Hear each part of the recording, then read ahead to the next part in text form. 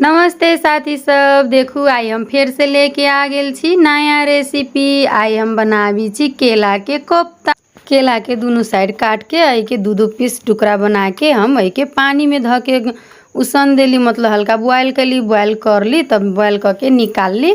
तब आई के हम कनी ठंडा करके सारा छिलका हम हटा देली। छिलका हटा के आई के पूरा मिक्स कर देली, मथ देली। मथ के तब में कनी बेसन देली, कनी जवाइन देली, तन हरियरका मरचाई प्याज सब ध के कनी हल्दी मरचाई के जीरा के बुकनी, स्वाद अनुसार नून, सारा मसाला धर के आई में हम हल्का पानी ध के आई के खूब निमन से हम सान ली, मतलब कि मिलैली हल्का गीला के, मतलब बड़ी छाने लागी। तब आई के हम छोट छोट लोइया बना लेली। पहले लोइया बना के तब कढ़ाई धिकैली, ओमे कनी तेल देली। तेल ध के सारा बड़ी हम छान लेली। ऐसे ही करके छोट छोट बड़ी छान ली, मतलब उल्टा पुल्टा के खूब निमन से लाल करके हम ऐसा सारा बड़ी छान लेली।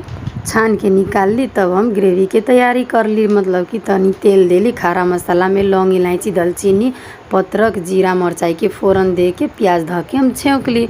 प्याज ध के छौंकली, कनी देर चला के हम खूब से निमन से लाल करके भूजली। भुजा गेलै तब हल्दी के बुकनी, मरचाई के बुकनी, जीरा मरीच के बुकनी आ तब कनी स्वाद अनुसार नून ध के एहिमे आधी लहसुन भी पीसले रहली सेहो ध देली। ध के एहि के हम खूब निमन से भूजली।